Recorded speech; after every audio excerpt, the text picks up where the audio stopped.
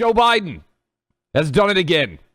The man who everything he touches turns to crap has made one of the worst trades in the history of trades, giving up the merchant of death, Viktor Bout, a man who was, if you talk, and Buck, you can probably speak to this very well about exactly what this guy did, given your CIA background, but a man who spread Russian weaponry around the globe to allow internal and external conflicts to be far more violent and deadly than they might have otherwise been without the heavy armament that he was able to sell in the wake of the collapse of the Soviet Union, is released from American prison and on his way back to Russia, where he will probably immediately begin, I would bet, Buck, working to get as much men and material as he possibly can to help the Ukraine invasion and also to continue to foment global instability by allowing warlords to buy the biggest possible weapons that he can provide for them. And in exchange, the United States has got Brittney Griner, a WNBA player who was arrested for breaking Russian law as it pertains to drugs, and who famously has said that America basically is an awful place, refused to stand for the national anthem, denigrated her home country, and yet Joe Biden has made this trade.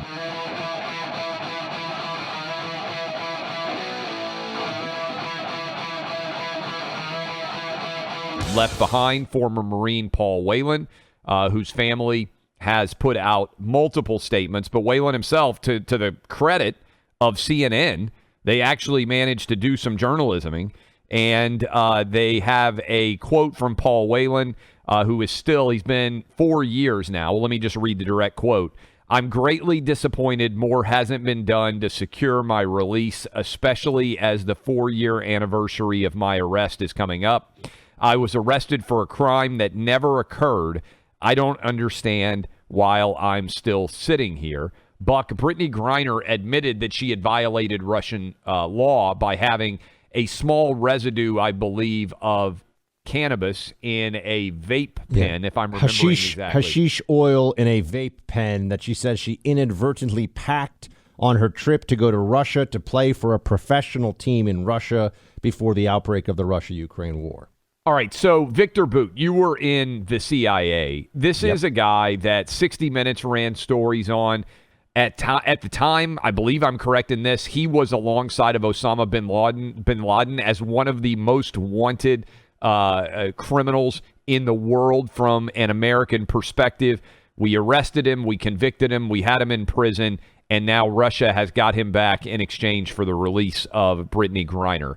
For people out there who may not know Viktor Bout, what would you say about his reputation? I mean, when your signifier, when your nickname is the Merchant of Death, that is, and for those of you out there, what was the Nicolas Cage movie? Lord of War. So it's actually one of the better Nicolas Cage movies. It's pretty straightforward how this guy, Viktor Bout, did what he did. I also hear people pronounce it Bout, by the way, but whatever. We'll just go with Bout for now, and somebody could yell at us and tell us that our Russian pronunciation is terrible. But after the fall of the Soviet Union, you had a massive military apparatus that no longer had a place really to go and didn't know what to do.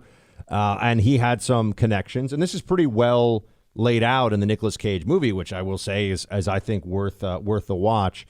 And he just said, effectively, I'm going to take the old tanks, Kalashnikovs, missile launchers, whatever we got here, sell them on the open market. Now, the reason that's such a problem from the U.S. and Western perspective is, I mean, he would sell it to anybody, right? I mean, if you were running a militia that was lopping off prisoners' heads and murdering, women and children in parts of Africa that were in the midst of a civil war, Viktor Bout would sell you your weapons, right? He would sell you guns. And so that was why he got so high up on the radar in the U.S. He was arrested. And I do think this is relevant because on the one hand, you look at the scale of the trade here, Brittney Griner, vape pen, cannabis oil residue.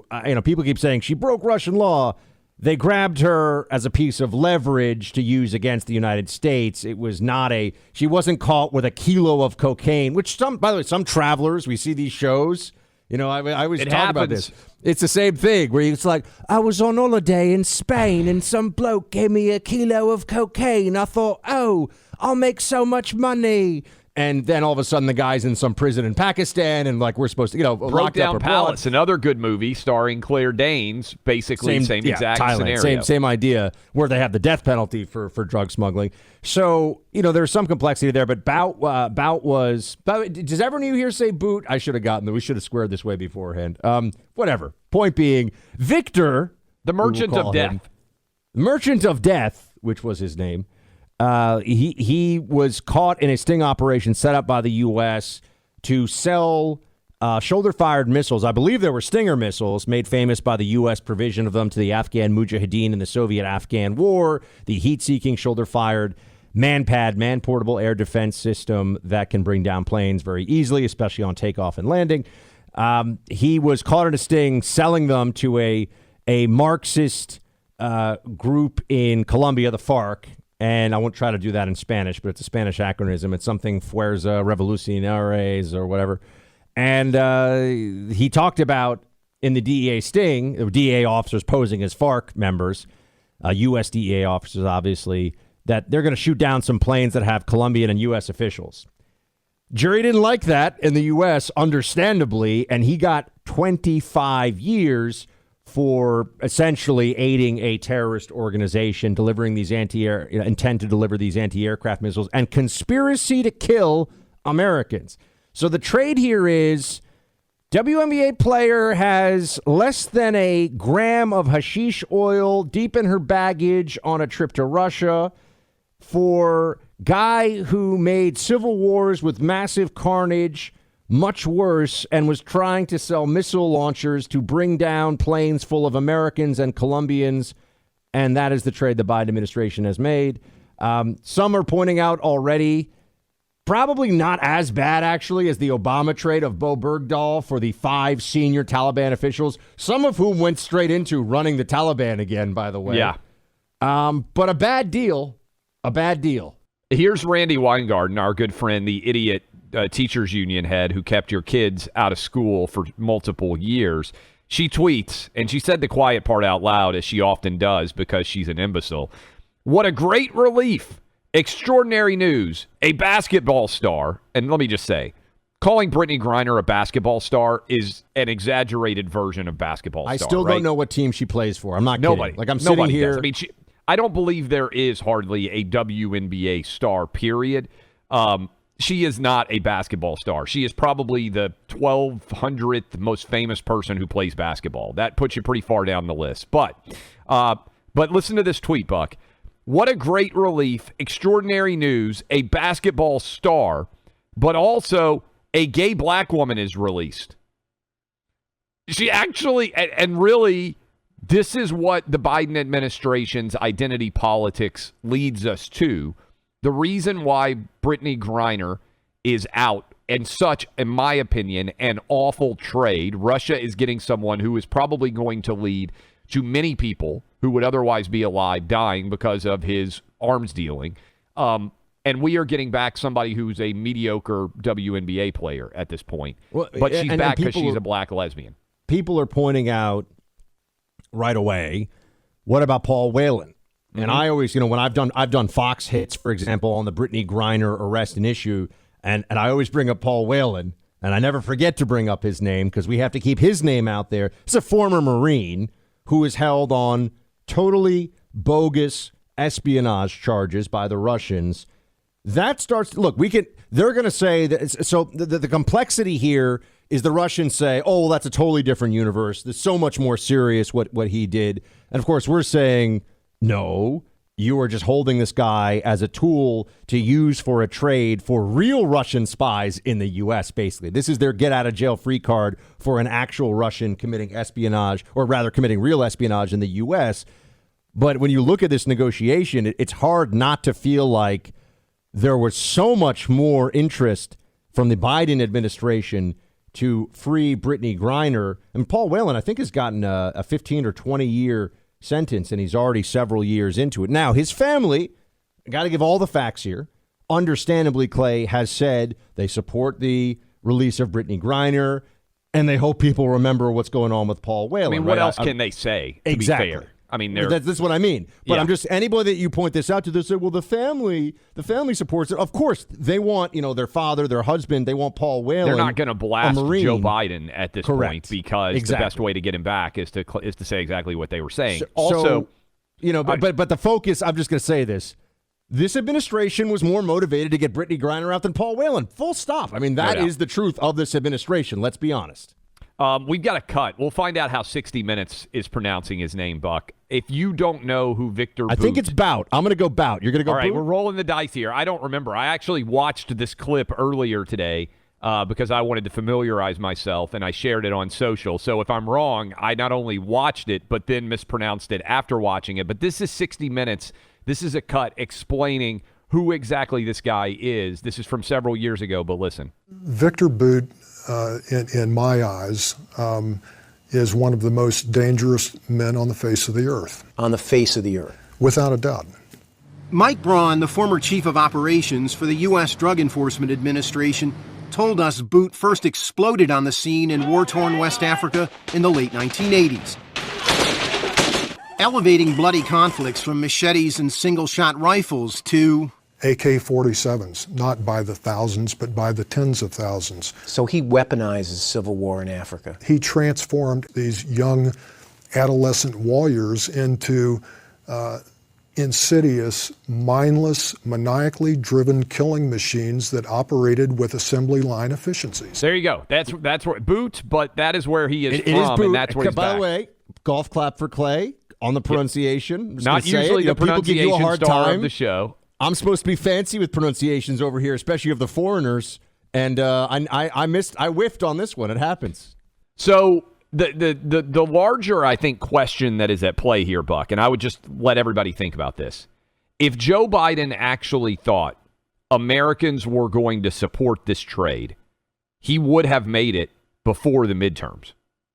Just think about this. If it can happen in December, 3 weeks after the midterms, if it can happen a couple of days after the Herschel Walker versus Raphael Warnock runoff, he would have made this trade if he thought Americans were going to respond to it in a favorable way. Can I think ask you before though, honestly, the midterm. because I'm feeling kind of cynical about a lot of things in politics these days.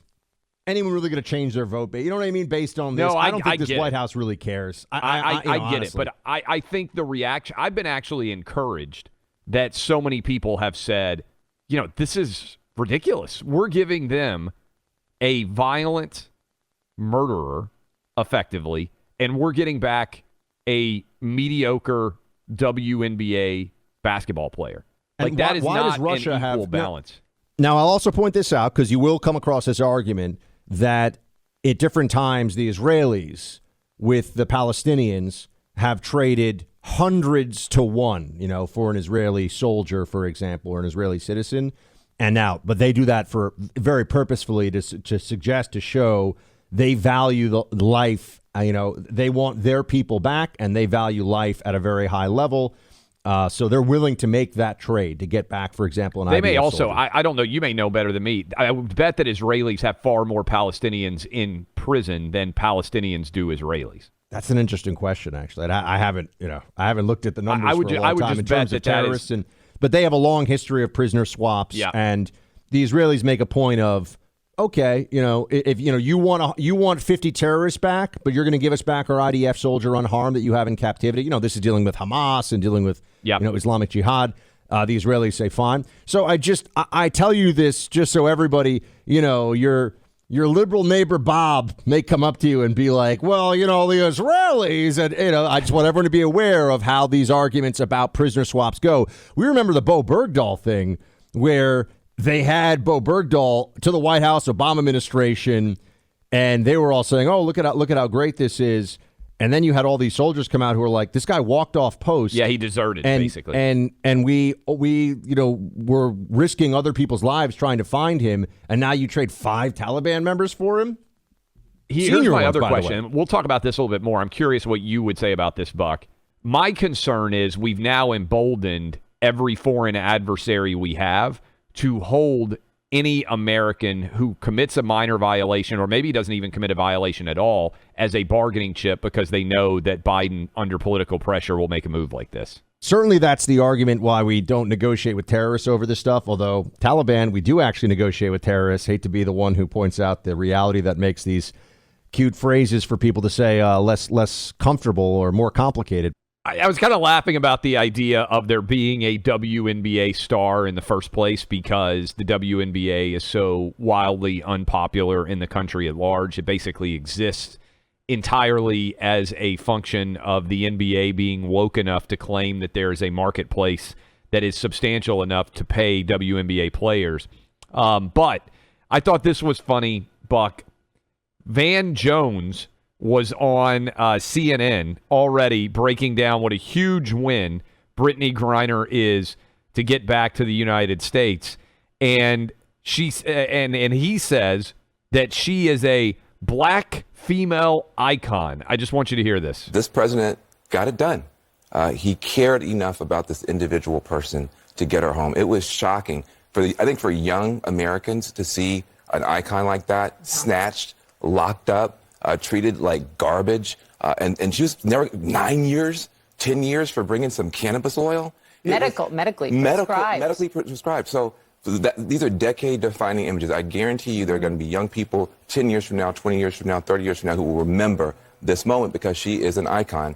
And it's really, really extraordinary. And people are going to talk about, oh, well, this other guy, he's so terrible. You know what? There's a lot of terrible people in the world. There's a lot of terrible people in Russia. But what you don't have and what you can't allow to happen is to have a black female icon treated like garbage and America do nothing about it. Something was done about it and people are going to be proud about that. Okay, so there's a lot. There's a lot to unpack here. I mean, first of all, this is about, at its core, right?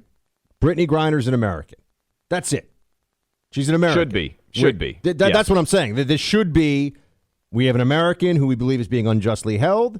The federal government, the White House, is trying to get back one of ours, an American. All this other stuff that he's bringing up here, that Van Jones is bringing up, should not factor into the thinking of the government at all. Yes. You have an American person, you have a U.S. citizen, full stop. That's why this matters, right? It's not about, oh, this person, this, that, or the other thing. And if we're going to start talking about other characteristics, we do have to talk about the fact that we have a former Marine who is still rotting away in prison, Paul Whelan. And I brought up that his family is obviously not being critical, because what can they do? Biden's president. I know, it's crazy, for 2 more years. So they're saying, well, we're glad Brittney's home. Let's get the focus onto Paul here to bring him home. But, the Daily Mail, it's heartbreaking. They have a piece up, and there's photos of Paul Whelan in prison holding up a note. And he says that he doesn't understand. This is Paul Whelan now. I don't understand why I'm still sitting here. My bags are packed. And he says it is catastrophic that he has been excluded from the Brittney Griner prisoner swap. And he's obviously deeply disappointed and says he's serving I said 15 to 20, 16-year sentence for what he says is, quote, I was arrested for a crime that never occurred. I don't understand why I'm still sitting here. My bags are packed. I'm ready to go home. I just need an airplane to come and get me. It's quite obvious that I'm being held hostage. Now here's going to be the real test. Is the Biden administration going to use the same degree of focus and energy in trying to get this former Marine? Remember, Brittney Griner broke the law. Yep. She did break the law. And she didn't even fight it. She said, I broke the law. She's like, yeah, I messed up. I broke the law. She says that. So she broke the law. Okay. Paul Whelan, by all claims on the U.S. side, including Paul Whelan's own claims, did nothing wrong. Did nothing illegal whatsoever. And you'd have to wonder, well, why is it that this administration would be less focused on bringing, it's either Americans are Americans. And if that's the case, by the way, shouldn't it be a first in, first out policy? You would think. You would think. And if we're going to start doing who should the government focus on more, I think the Marine should get, the person who served his country and was willing to put his life on the line for his country should get extra points. I don't think that there should be extra points awarded for famous, kind of athlete I don't think that really should qualify. So we are seeing some decisions being made here by the Biden administration that, obviously we're criticizing it, and I think you're going to see that Paul Whelan starts slipping through the cracks again, and it's just wrong, man. It's just wrong. I'll also point out Van Jones on CNN said that Brittney Griner was a black female icon. Okay, Beyonce is a black female icon, okay? You might even say Michelle Obama is a black female icon. Yeah, Michelle Obama, Oprah. I mean, there are these are black female icons. There are people you could describe as that. Brittney Griner is not one. But to justify Joe Biden making this decision by saying Brittney Griner is a black female icon, if you said on CNN, Buck, Joe Biden had to go do this because this guy is a white male icon, first of all, you wouldn't be allowed to say it. And it would be considered super racist to even mention, right? Like, so who's a white male icon? Brad Pitt, all right? I thought you were going to say Clay Travis there, Clay. I mean, look at you. I don't think – I'm not on the icon level. Brad Pitt, let's say – is that fair? Would you agree Brad Pitt would be a white male icon? I mean, this conversation is going to get really interesting. Yeah, sure. Yeah. All right, sure, Tom Brady. Tom Brady, if you want to say athlete. White male icon. If you said that on CNN, you might get canceled. They'd be like, this is totally unacceptable. And also, if that person got out, they would say, oh, this is an example of white privilege. Well, being described as a black female icon is an awful lot of black privilege, I think, for Brittney Griner here. And building on your point, which we touched on a little bit to start the show here, Buck, I mean, she denigrated America, refused to stand for the anthem, has taken pot shots at the country for years, and we got her out within a year. And the guy who actually served his country as a Marine and didn't even commit a crime, at least not a crime that he's admitted to, whereas she committed a crime. And yet Brittney Griner gets out and Paul Whelan does not. I think that strikes a lot of people as flat out wrong. And that doesn't even contemplate the trade itself that was made.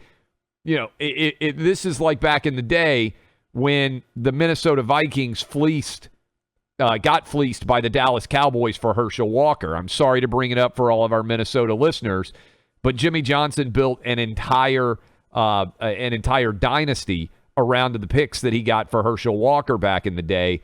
And the Minnesota Vikings, sorry. The Minnesota Vikings have still not won. And I feel sorry for all my Viking fans out there because Minneapolis is a great city.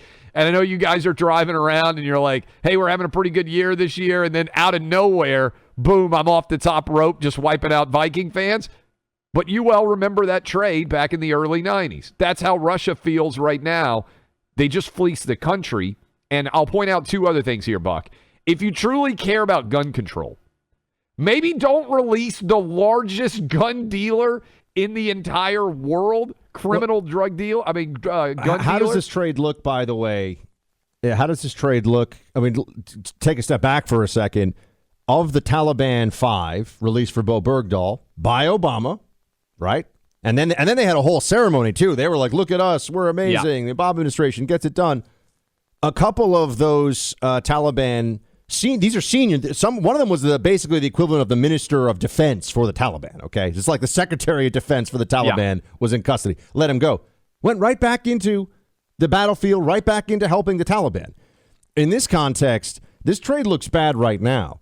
What does this trade look like if in the next 3 years an airplane comes down somewhere around the world, shot down with a man-pad, provided to them by Viktor Bout, who still has the same connections and the same modus operandi that he had in the past? I'm just saying, it could get even worse as a trade. Well, and by the way, how about just contemplating it in the larger context of Ukraine right now? Russia is having a great deal of difficulty supplying its armed forces because of all the casualties that they have incurred as a part of this Ukrainian invasion. Are you really telling me that they're not going to put Viktor Bout back out in his global network of trade to try to add as many supplies to the Russian military as they can? He's going to be flying C-130s full of heavy machine guns and rocket launchers and you name it, probably from North Korea right to the Ukraine battlefield in the blink of an eye. This is what this guy does. It's who he is. I mean, so not only is it a bad trade in terms of what this guy can do. When you look at the specific aspects of, probably no one puts more guns into the overall global arsenal than this guy. And in the middle of a war, we are giving back to Russia potentially the greatest asset to the Russian army that we could find on the global marketplace. And look, it also shows you the imbalance of this trade. Shows you that all the bluster from the Biden administration, let's not forget it, it was earlier this year still, all the bluster about we're going to cripple their economy and our sanctions and Yeah. Well, apparently we beg for a totally imbalanced trade from the Russians almost a year into this war, and all of the sanctions and all the diplomacy and all the things that we were going to use to bring, the Biden administration was going to use to bring Russia to its knees. Not so much. Not so much. I think that's self-evident at this point.